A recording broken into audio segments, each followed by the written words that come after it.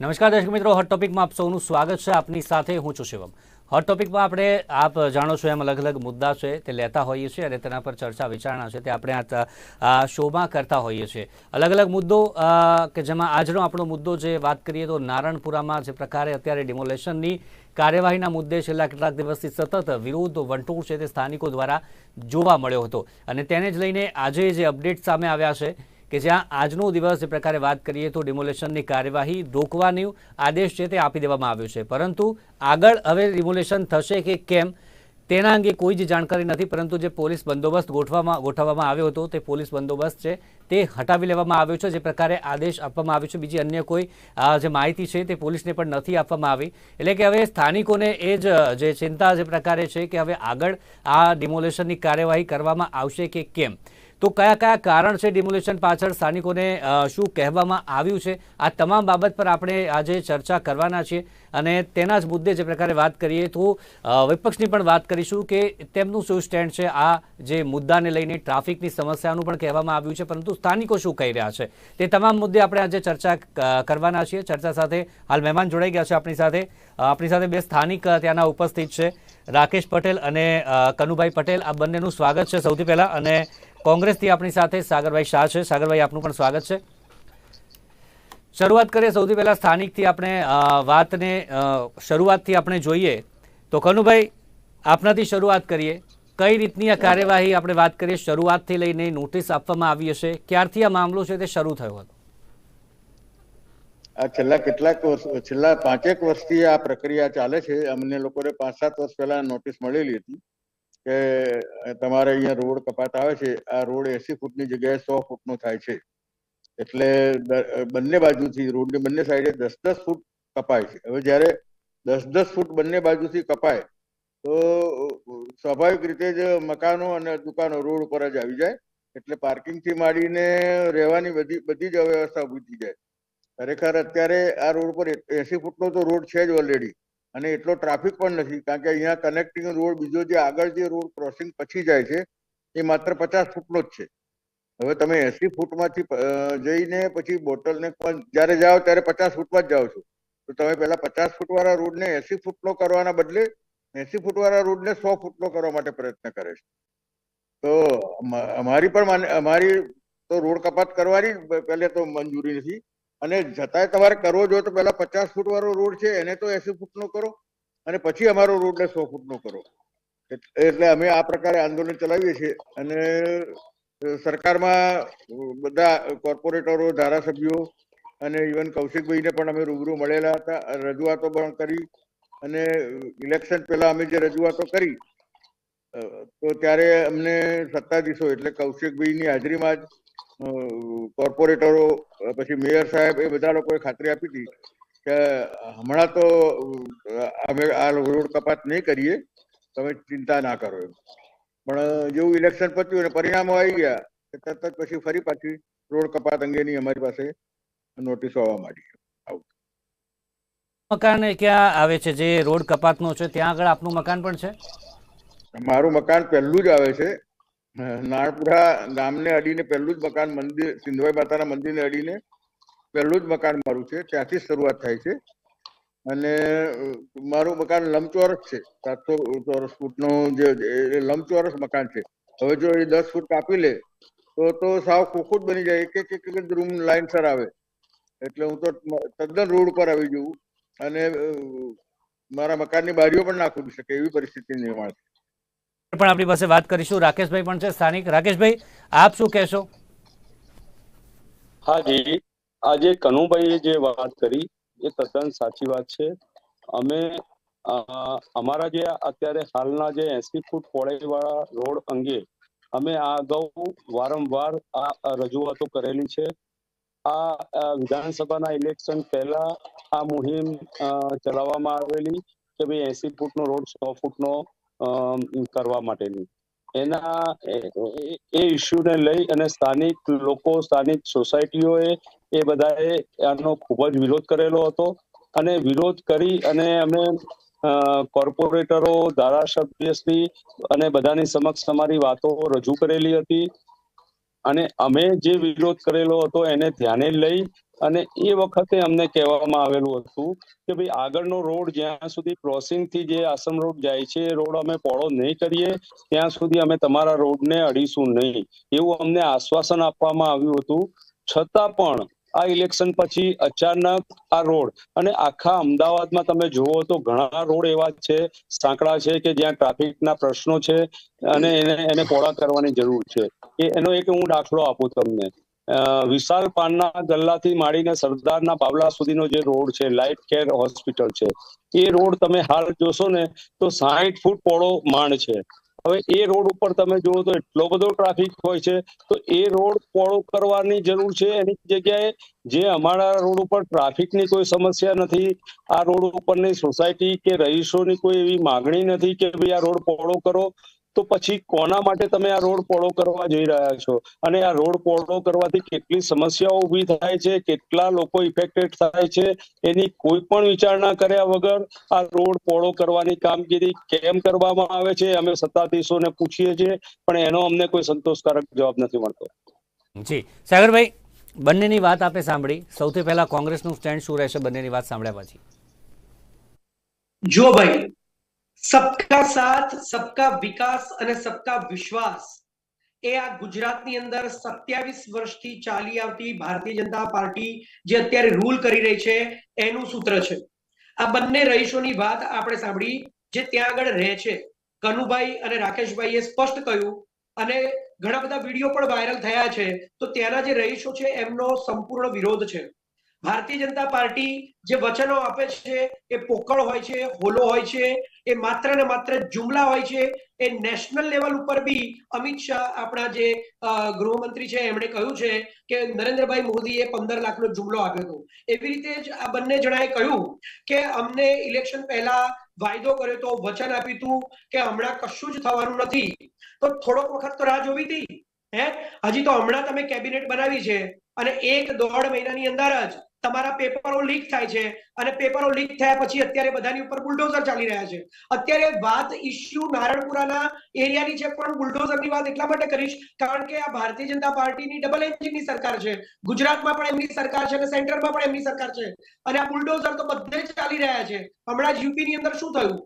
એક ઘર સળગી રહ્યું હતું, એ ઘરની અંદર બાળકો હતા, બાળકો જલીને ખાક થઈ ગયા અને એની ઉપર પણ બુલડોઝર ફરી ગયું છે. એટલે આ લોકોનું બુલડોઝર રોકવાનું તો નથી, પણ જે વાયદા કરે છે, જે બનાવે છે, જે સૂત્રો ફેલાવે છે કે ભાઈ સબકા સાથ, સબકા વિકાસ, સબકા વિશ્વાસ, તો એ તો દેખાતું નથી. અને એ હું નથી કહી રહ્યો, તમે કોંગ્રેસનો નેતા હોવાની તરીકે હું આ વાત એમના માટે વિરોધમાં નથી કહી રહ્યો, પણ ત્યાંના રહીશો જ કહી રહ્યા છે કે એમને વચન આપવામાં આવ્યું હતું, એ વચનનો એમણે આદર કર્યો છે અને માત્ર 1 મહિનામાં અહીંયા નારણપુરા ક્રોસિંગ થી લઈને નારણપુરા ગામ સુધીનો જે 80 ફૂટનો રસ્તો છે એને 100 ફૂટ કરવાની વાત કરે છે.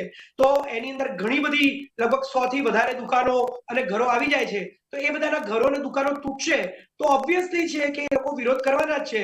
અને જ્યારે વિરોધ કરી રહ્યા છે તો તમે જુઓ કે કોંગ્રેસના નેતા તો ડિબેટમાં આવ્યા છે, સ્થાનિક રહીશો પણ આવ્યા છે, પરંતુ ભારતીય જનતા પાર્ટીએ પોતાનો કોઈ પ્રતિનિધિ મોકલ્યો નથી. એનાથી સાબિત થાય છે કે એમની પાસે કોઈ જવાબ નથી.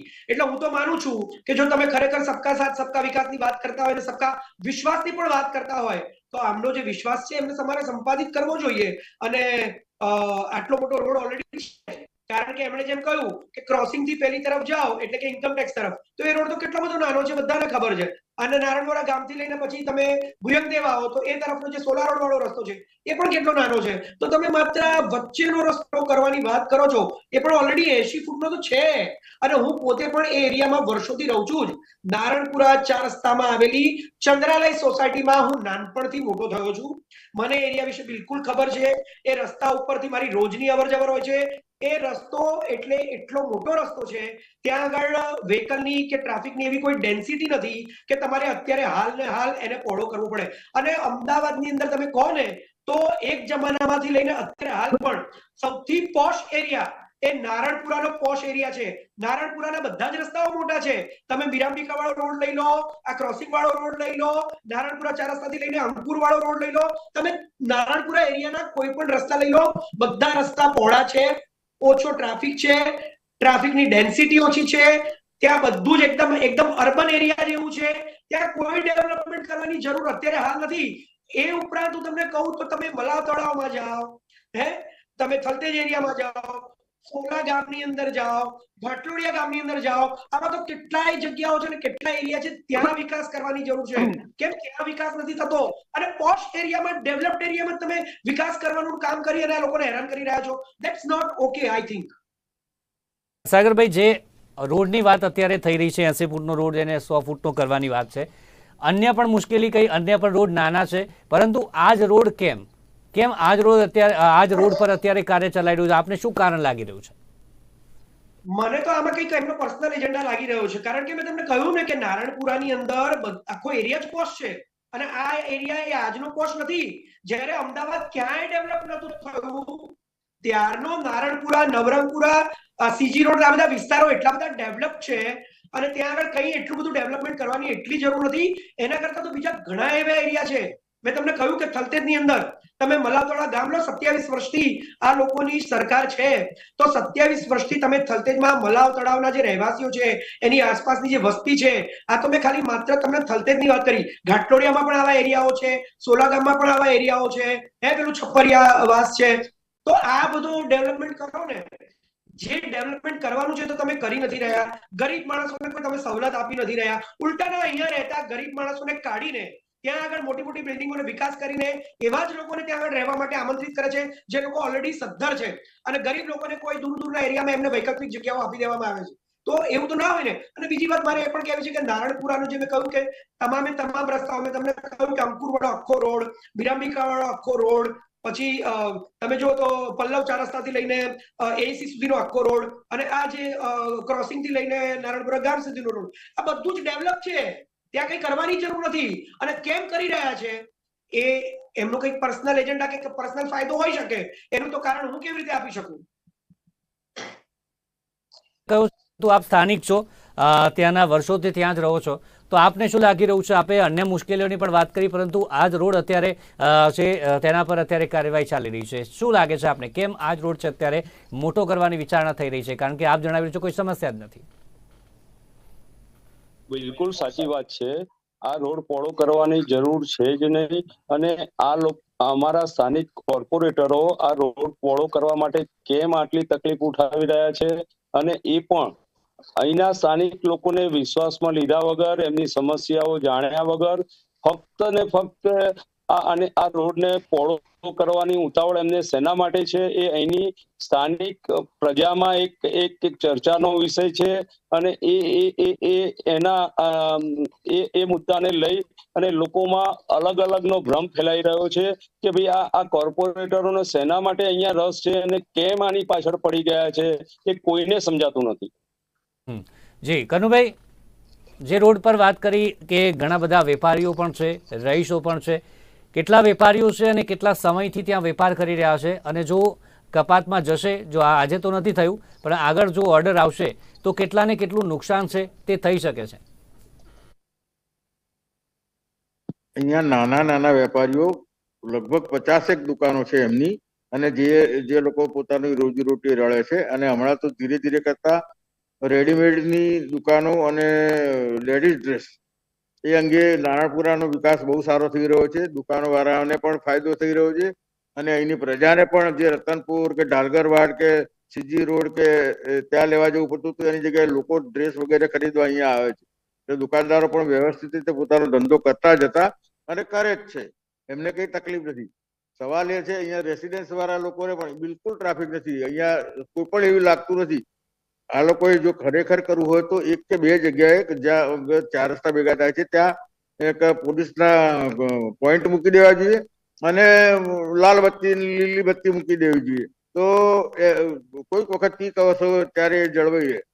મને તો એ જ ખબર નથી પડતી કે બાટલીની 2 બાજુ જો બંધ છે તો વચ્ચે પોળી શું કામ બાટલી કરે છે? રોડ જો બંને બાજુથી 50-50 ફૂટનો હોય તો વચ્ચેથી 80 ફૂટનો કરવામાં શું રસ છે જ ખબર નથી પડતી. અને અહીંના લોકો ને ટેનામેન્ટમાં, બંગલાઓમાં રહે છે. આ એક જ એરિયા હવે લગભગ એવો રહ્યો છે કે જ્યાં સારા સારા જૂના એન્ટિક મકાનો છે અને લોકો બંગલાઓમાં રહે છે. મોટા ભાગે સિનિયર સિટીઝન છે. મારા જેવા 70, 75, 80 વર્ષની ઉંમરના લોકો રહે છે. કેટલાક સ્વાતંત્ર્ય સેનાની રહે છે. મારા જેવા ઇમરજન્સીમાં જેલમાં જયેલા લોકો પણ રહે છે. હવે એ વૃદ્ધ લોકો જે રહેતા હોય હવે અમારું ઘર કપાઈ જાય તો અમે લોકો અમારું પાર્કિંગ ક્યાં કરવાનું? અમને રોડ પર પાર્કિંગ કરીએ તો પોલીસ સ્ટોક કરી જાય, અને મકાન સીધું જ રોડ પર આવી જાય તો પોલ્યુશનના પણ કેટલા બધા, ઘરની અંદર કેટલી ધૂળ આવે, કેટલું પોલ્યુશન. મારા વાઈફને તો લંગ્સ ફાઇબ્રોસિસ છે, એ તો એમનેમ જ પોલ્યુશનના તકલીફ પડે છે, તો રોડ પર અમારું મકાન આવી જાય તો કેટલો બધો ત્રાસ થઈ જાય. અને જ્યારે અહીંની પ્રજા, અહીંના બધા જ લોકો ખોબલે વોટ ભાજપને વર્ષોથી આપે છે, અને લગભગ બધા લોકો ભાજપને વોટ આપે છે, તો ભાજપના લોકો જ એમના જ પોતાના કાર્યકર્તાઓની, એમના પોતાના જ વોટર્સની ચિંતા કેમ નથી કરતા એ મારી સમજમાં નથી આવતી. અહીંના લોકો, અને અમે જયારે મળવા ગયા હતા ત્યારે એમને પણ ખબર હતી કે આ બધા આપણા જ વોટર્સ છે અને એમને અન્યાય ના થવો જોઈએ.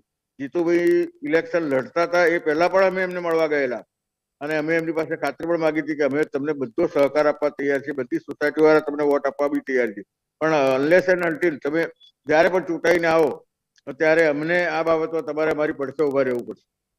પરંતુ અત્યારે તો અમે ન ધણિયાતા થઈ ગયા છીએ, ન તો અમે કોઈનો સહકાર માંગી શકીએ છીએ કોંગ્રેસ તો, કે ભાજપ વાળા અમને ઉભા રહેવા દે છે. હવે આ સંજોગો સામાન્ય પ્રજા તો કરે તો શું કરે? વળતરની પણ વાત આવે છે કે આવું કોઈ ડિમોલિશન થતું હોય છે ત્યારે સરકાર વળતર પણ ચૂકવતી હોય છે. રાકેશભાઈ, કોઈ વળતરની જે કહેવામાં આવ્યું છે તંત્ર દ્વારા કે આટલું વળતર છે કપાતમાં જશે તો જેને પણ નુકસાન થશે તેને આપવામાં આવશે એવું કંઈ? નાજી, હવે આમાં અમને જાણવા એવું મળ્યું છે, અને આ લોકો કોર્પોરેશન પાસે કોઈ બજેટની જોગવાઈ નથી, એટલે એ લોકોએ કાયદામાં ફેરફાર કરી અને એવું હવે નક્કી કર્યું છે કે જે બંગલા કે જેમની જમીન કપાતમાં જાય છે તે લોકોને અમે FSI અને TDR આપીશું, અને એમને કોઈ પણ પૈસાનું વળતર અમે આપીશું નહીં.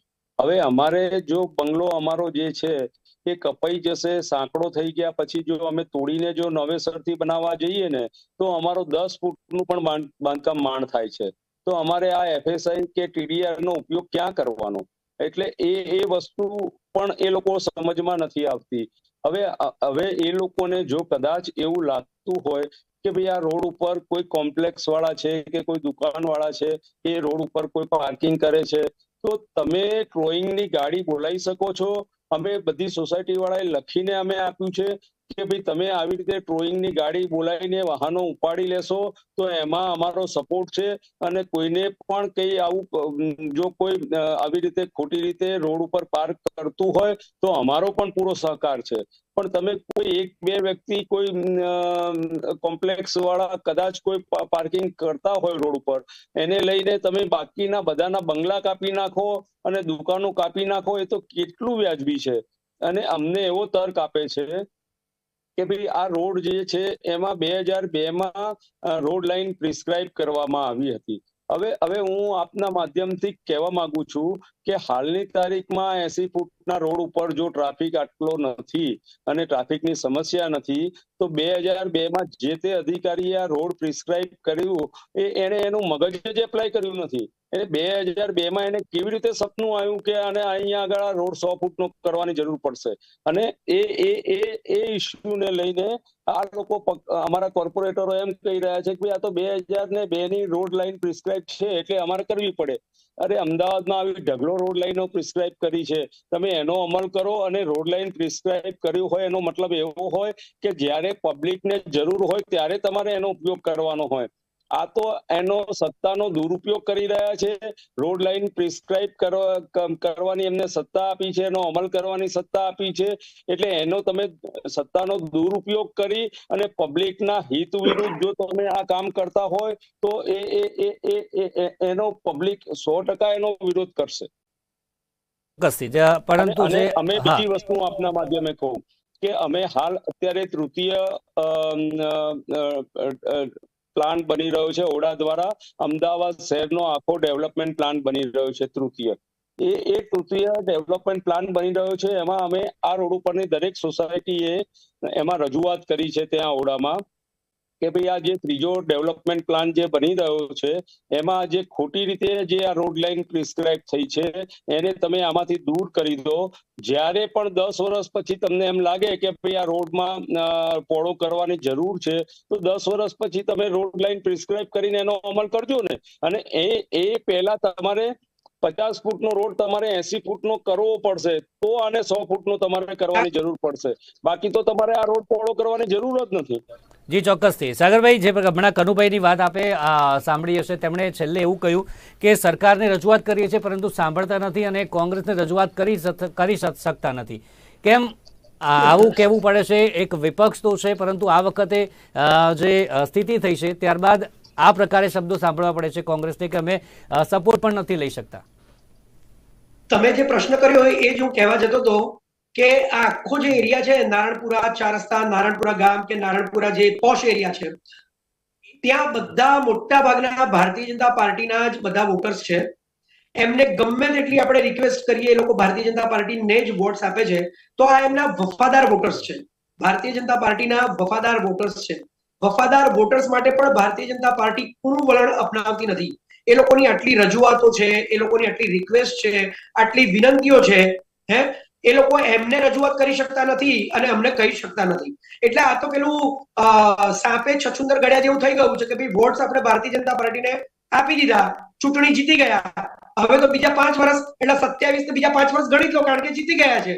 એટલે 32 વર્ષ જેમને તમે શાસન કરવા માટે અનુમતિ આપી, કોબલે કોબલે વોર્ડ આપ્યા અને એમને જીતાડ્યા, અને એ લોકો તમારી સાથે કેવું વર્તન કરી રહ્યા છે. આજે અહીંના જ રહીશો ચેનલ ઉપર જ્યારે બોલી રહ્યા છે, મીડિયામાં જ્યારે બોલી રહ્યા છે કે અમે લોકો ભારતીય જનતા પાર્ટીને કંઈ કહી શકતા નથી અને કોંગ્રેસનો અમે સપોર્ટ લઈ શકતા નથી. એટલે આટલી ખરાબ હાલત આ રહીશોની થઈ રહી છે, તો પછી ભારતીય જનતા પાર્ટીએ સબકા સાથ સબકા વિકાસ વિશ્વાસનું કંઈક તો અનુસરવું જોઈએ. અને બીજો મને એક વિચાર આવે છે કે અમિત શાહ પોતે એ વખતના તત્કાલીન ગૃહમંત્રી 2002માં તો હતા જ, એમણે 2002 ની વાત કરી, ને અને અત્યારે એ સેન્ટરમાં છે.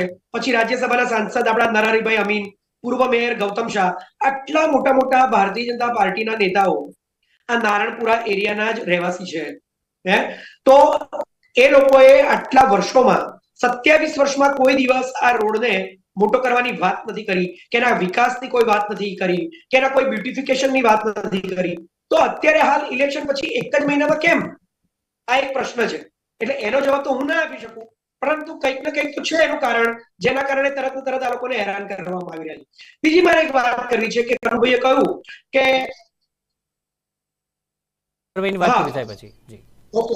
હા, પણ આ વાત થોડી પતી જાય એવી હોય તો સારું હતું, કઈ વાંધો નહીં, ચલો. હા, કનુભાઈએ કહ્યું કે અમે રહેવાની વાત તો જવા દો, અમારા ઘર તો કપાવાના છે, ઘર નાના થઈ જશે, અમે રોડ ઉપર આવી જઈશું, કોઈ પ્રકારનું વળતર મળવાનું નથી. પરંતુ એની અંદર એક બીજી પણ એક મહત્વની વસ્તુ આવે છે કે જ્યારે અમે અમારી પાસે પાર્કિંગ માટે વ્યવસ્થા પૂરતી ન હોવાથી ઘણી વખત દુકાનો અને ઘણાના બંગલાના લોકો પણ બહાર પાર્કિંગ કરે છે, તો એવા વખતે ટોઈંગ કરીને લઈ જાય છે, બરાબર છે. તો તમને એ વિચાર કેમ નથી આવતો વિકાસની અંદર તમે સીજી રોડ ઉપર એક એવો રોડ બનાવ્યો છે જેમાં રોડ નાનો જ છે અને તો મોટો માર્કેટ એરિયા છે, ત્યાં સૌથી વધારે ટ્રાફિક હોય છે, છતાં પણ તમે બંને બાજુએ પાર્કિંગ બનાવ્યા છે, હે ને? વૈકલ્પિક લોકો પાર્ક કરી શકે, દુકાનો વાળા લોકો પાર્ક કરી શકે. તો જો ખરેખર આ લોકોને 80 ફૂટમાંથી 100 ફૂટનો રોડ કરવો છે, એની જગ્યાએ હું તો કહું છું કે તમારે આ લોકોને વ્યવસ્થિત જે રોડ ઉપર દુકાનો છે કે બહાર લોકો કંઈક પાર્કિંગ કરે છે, એના માટે પાર્કિંગ માટેનું બે બાજુ સીજી રોડની જેમ કંઈક બનાવે ને તો કંઈક સારી વ્યવસ્થા કહેવાય. પણ રોડ ખાલી 80 ફૂટમાંથી મોટો કરી તો પછી એ લોકો પાર્કિંગ ક્યાં કરશે? અને પાર્કિંગ કરશે તો પછી પાર્કિંગ માટે તમે ટોઈંગ માટે તમે એને હેરાન કરશો. અને અત્યારે હાલ જો રોડ મોટો થઈ જાય તો પછી પાર્કિંગ તો અત્યારે બી સમસ્યા છે, તો પછી તો કેટલી મોટી પાર્કિંગની સમસ્યા થવાની. તો આનો બી તો કંઈક વિચાર કરવો જોઈએ ને. જી ચોક્કસ, સવાલ ઘણા બધા છે, સમયનો પણ અભાવ છે. કનુભાઈ, આપ કઈ કહેવા માંગો છો? ટૂંકમાં આપની વાત પતાવજો. એક જ મિનિટમાં કહી દઉં. મને ખબર છે, હું મારા જે રોડ કપાત સમિતિના સભ્યો ભેગા થયા ત્યારે કોઈએ પૂછ્યું હતું કે અમિતભાઈ, નરહરિભાઈ, ગૌતમભાઈ, આ બધા લોકો રોડ કપાત માટે અમારો રોડ કપાત ન થાય એના માટે અમારો સપોર્ટ કેમ નથી કરતા એમ. તો મેં એમને મજાકમાં કહેલું, અને મજાકમાં નહીં, અને હું સિરિયસલી પણ અત્યારે કહું છું, જ્યારે નરહરિભાઈ સ્કૂટર ચલાવતા હતા, અમિતભાઈ સ્કૂટર ચલાવતા હતા, ગૌતમભાઈ સ્કૂટર ચલાવતા હતા, ત્યારે આ રોડ એમના માટે મોટા હતા, એ બરોબર છે. હવે એમને મોટે મોટે વીઆઈપી ની સગવડો લઈને એમના જેડ સિક્યોરિટી વાળા લોકોને લઈને આવવા માટે આ રોડ એમને નાનો પડે છે. ત્યારે અમિતભાઈને એ પૂછ્યું કે તમને તકલીફ ક્યાં પડે છે? તમારી જે જેડ સિક્યોરિટી આ શિવ સંકલ્પ સોસાયટીમાં તમે જ રહેતા હતા, અમારી શાખામાં જ આવતા હતા તમે, સ્કૂટર લઈને આવતા હતા, તો ત્યારે તમને આ રોડ બહુ જ મોટા લાગતા હતા. હવે આ જ રોડ તમને નાના કેમ પડે છે? કારણ કે તમારે તમારો મોટો કાફલો લઈને અહીંથી જવું છે, તો તમારો કાફલો લઈ જવા માટે અમારા મકાન શા માટે તોડો? રાકેશભાઈ, જી કનુભાઈ, સમયનો અભાવ છે. રાકેશભાઈ, હવે એક દિવસ માટે આ છે તે ડિમોલેશન રોકી દેવામાં આવ્યું છે, પરંતુ હવે આગળ જો શું કરવામાં આવશે કોઈને ખબર નથી, કંઈ જાણ પણ નથી કરવામાં આવી, પણ સ્થાનિકોનો શું સ્ટેન્ડ રહેશે આગામી સમયમાં?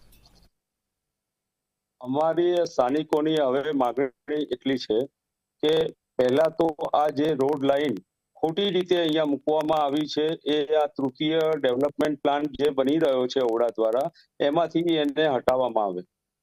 અને જ્યારે 10 વર્ષ પછી તમને લાગે કે ભાઈ આ રોડ ઉપર ટ્રાફિક છે અને આગળનો રોડ 80 ફૂટનો અમે કરી દીધો છે, તો તમે 100% એને ફરીથી પ્રિસ્ક્રાઇબ કરજો. દર 10 વર્ષે ડેવલપમેન્ટ પ્લાન બને છે, સરકાર બનાવે છે, કરી દેવામાં આવશે. આજનો દિવસ રોકીને ફરીથી ઓર્ડર કરવામાં આવશે જે કપાતનો, તો શું કેવો વિરોધ રહેશે? મારું એ જ કેવું છે આપને કે જો આ રોડ લાઈન હટાવવામાં નહીં આવે તો આ વારંવાર આનો આ જ પ્રશ્ન ઉભો થશે અને ફરીથી પાછું વારંવાર એની પ્રજાને એનો વિરોધ કરવો પડશે. એટલે એના કરતા આ રોડ લાઈન હટાવી અને આગળનો કનેક્ટિંગ રોડ જ્યાં સુધી પહોળો ના થાય ત્યાં સુધી ફરીથી આને પ્રિસ્ક્રાઇબ રોડ લાઈન કરવાની જરૂર નથી. આ અમારી જુઓ, વાડજની અંદર હમણાં જ આવી રીતે કોઈ પણ જાતની નોટિસ વગર આ લોકો બુલડોઝર ફેરવવા માટે ઉપડી ગયા હતા અને કોંગ્રેસના ધારાસભ્ય જિગ્નેશભાઈ મેવાણીએ એમાં ઇન્ટરફિયર કરવું પડ્યું હતું. બરાબર છે? તો આ લોકો બુલડોઝર તો ફેરવવાના છે, નક્કી છે, અને આ એમના વોટર્સની સાથે એક પ્રકારની ગદ્દારી કહેવાય, વિશ્વાસઘાત કહેવાય. કારણ કે ચૂંટણીના લગભગ થોડા સમય પહેલા વચન આપ્યું હતું કે નહીં કરીએ, અને ચૂંટણીના 1 મહિના પછી બુલડોઝર લઈને આવી જ ગયા છે. એટલે બુલડોઝર તો ફરવાનું છે, પરંતુ આ બુલડોઝર રોકાય કેવી રીતે, એનું વચન જો ભારતીય જનતા પાર્ટીના નેતાઓ, શાસન કરતા નેતાઓ એમના રહીશોને, એમના વોટર્સને વચન આપે અને શાંત પાડે આ ઇસ્યુને, તો હું એવું માનું છું કે કંઈક સોલ્યુશન આવું કહેવાય. બાકી મને આનું કોઈ સોલ્યુશન દેખાતું નથી. જી ચોક્કસથી. તો અત્યારે દર્શક મિત્રો આપણે સ્થાનિકોની વાત સાંભળી કે કેવી સમસ્યાઓ છે તે આ રોડ કપાતના લીધે છે તે આવી શકે છે. આજુબાજુના રોડ હજી 50 ફૂટના છે તેને નથી પહોળો કરતા, પરંતુ જે રોડ 80 ફૂટનો ઓલરેડી છે તેને જે પહોળો કરવાની વાત આવે છે અને કોઈ કારણ છે તે પણ સત્તાધીશો તે જણાવવા તૈયાર નથી. અત્યારે એ જ મુદ્દે આપણે ચર્ચા કરી. ચર્ચામાં જોડાયા રાકેશ પટેલ, કનુભાઈ પટેલ અને સાગરભાઈ શાહ, ત્રણેયનો આભાર અમારી સાથે આપ જોડાયા તે બદલ. તો દર્શક મિત્રો, હોટ ટોપિકમાં અત્યારે બસ આટલું જ. ફરી મળીશું નવા મુદ્દા સાથે. ત્યાં સુધી રજા આપશો. જોતા રહો નિર્માણ ન્યૂઝ. નમસ્કાર.